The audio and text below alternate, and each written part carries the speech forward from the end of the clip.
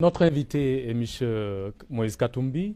Vous êtes homme d'affaires, vous êtes opposant congolais, vous cherchez à accéder au pouvoir en République démocratique du Congo.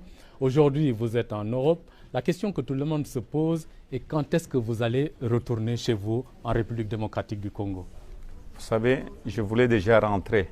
J'étais venu pour les soins médicaux, autorisé par le gouvernement central et par la justice congolaise. Je voudrais déjà rentrer. J'avais demandé la permission de rentrer après le retour du président Tshisekedi avec mon avion. Il y a tous les documents qui sont même sur Internet. Le gouvernement central ne voulait pas parce que je ne voulais pas rentrer la nuit comme un voleur.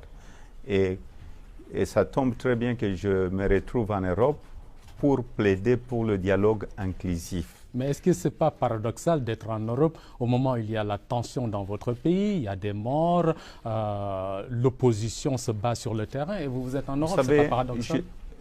Nous avons aujourd'hui une opposition soudée et unie, le rassemblement de l'opposition. Il y a des gens qui sont là pour faire la diplomatie, il y a des gens qui sont au pays aussi pour encadrer nos militants, pour des marches pacifiques. Si je suis en Europe, c'est pour aussi contacter plusieurs personnes, plusieurs États, pour demander à ce qu'on puisse avoir le dialogue inclusif et non pas le monologue qu'on organise à Kinshasa pour éviter le bain de sang. Il y a eu beaucoup de spéculations autour de votre personne. Certains ont dit que vous avez été victime d'empoisonnement, que vous êtes parti en Afrique du Sud pour vous soigner. Qu'en est-il exactement? Est-ce que vous pouvez édifier l'opinion publique nationale et internationale? Quand j'étais convoqué au parquet chez nous pour aller témoigner, on m'a accusé que j'avais recruté 612 mercenaires. Malheureusement, à la fin, c'était une seule personne. Une seule personne. Et la seule personne qui était là a été libérée. J'étais à la première audition pacifiquement. Je n'ai pas quitté le pays. Je n'ai pas fui le pays.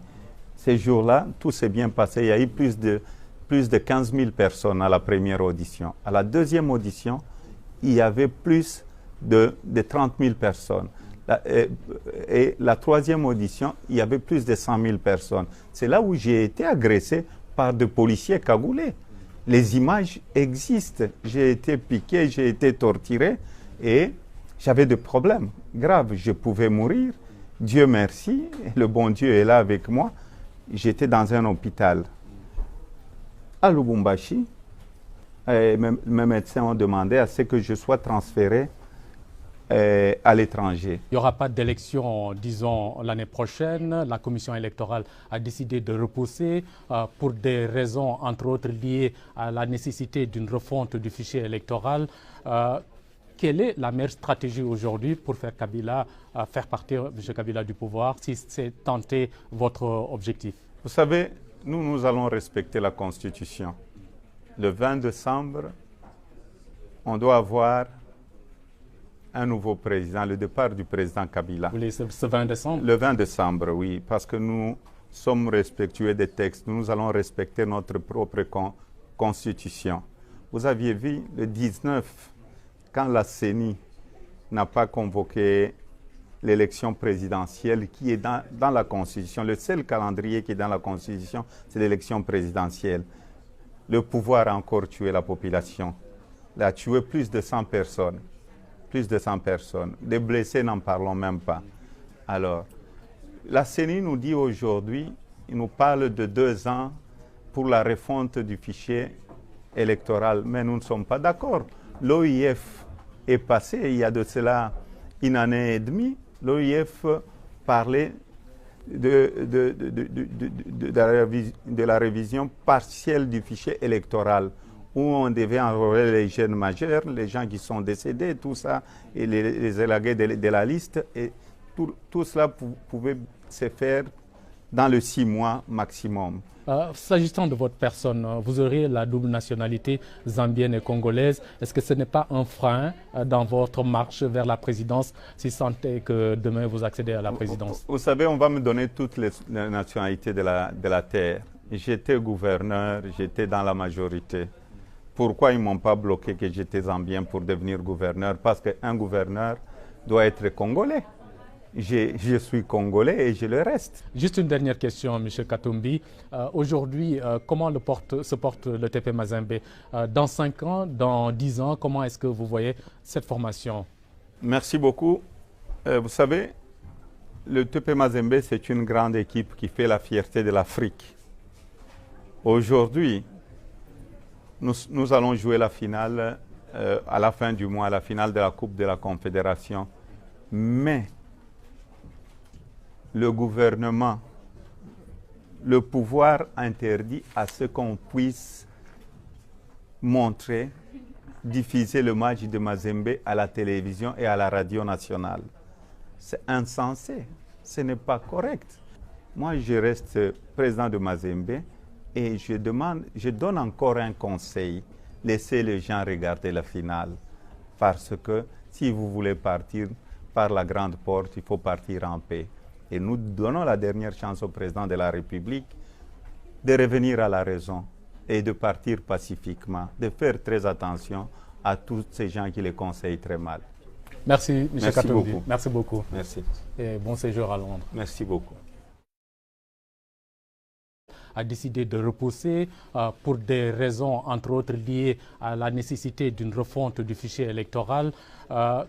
Quelle est la meilleure stratégie aujourd'hui pour faire partir M. Kabila du pouvoir, si c'est tenter votre objectif? Vous savez, nous allons respecter la Constitution. Le 20 décembre, on doit avoir un nouveau président, le départ du président Kabila. Vous voulez ce 20 décembre? Le 20 décembre, oui, parce que nous sommes respectueux des textes. Nous allons respecter notre propre Constitution. Vous aviez vu le 19, quand la CENI n'a pas convoqué l'élection présidentielle qui est dans la Constitution. Le seul calendrier qui est dans la Constitution, c'est l'élection présidentielle.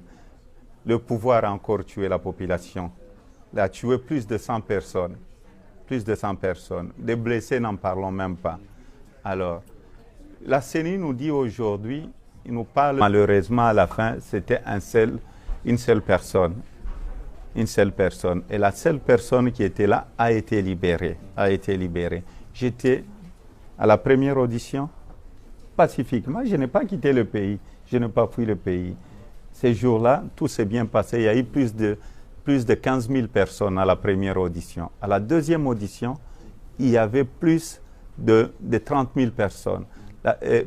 Et la troisième audition, il y avait plus de 100 000 personnes. C'est là où j'ai été agressé par des policiers cagoulés. Les images existent. J'ai été piqué, j'ai été torturé et j'avais des problèmes graves. Je pouvais mourir. Dieu merci, le bon Dieu est là avec moi. J'étais dans un hôpital à Lubumbashi. Mes médecins ont demandé à ce que je sois transféré à l'étranger. Il n'y aura pas d'élection, disons, l'année prochaine, la commission électorale? Nous avons aujourd'hui une opposition soudée et unie, le rassemblement de l'opposition. Il y a les gens qui sont là pour faire la diplomatie, il y a les gens qui sont au pays aussi pour encadrer nos militants, pour des marches pacifiques.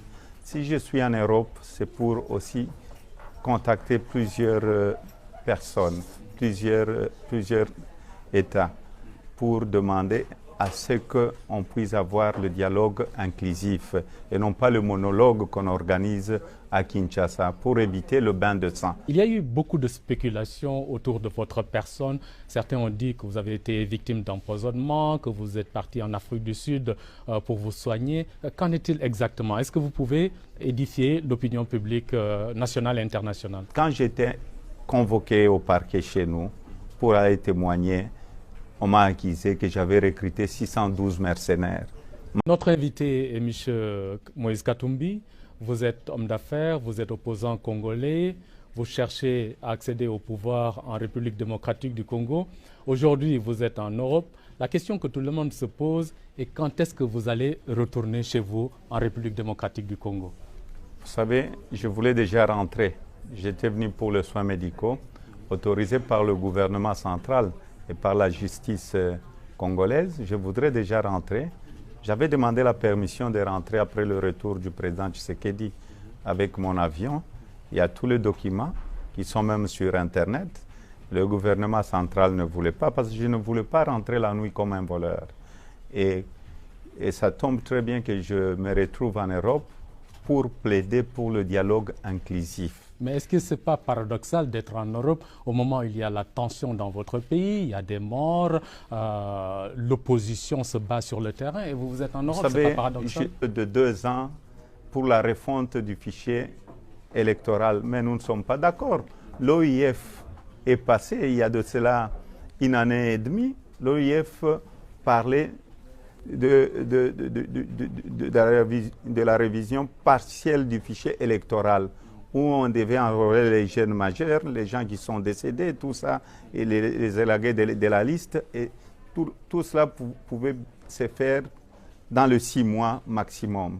S'agissant de votre personne, vous auriez la double nationalité zambienne et congolaise. Est-ce que ce n'est pas un frein dans votre marche vers la présidence, si tant est que demain vous accédez à la présidence? Vous savez, on va me donner toutes les nationalités de la terre. J'étais gouverneur, j'étais dans la majorité.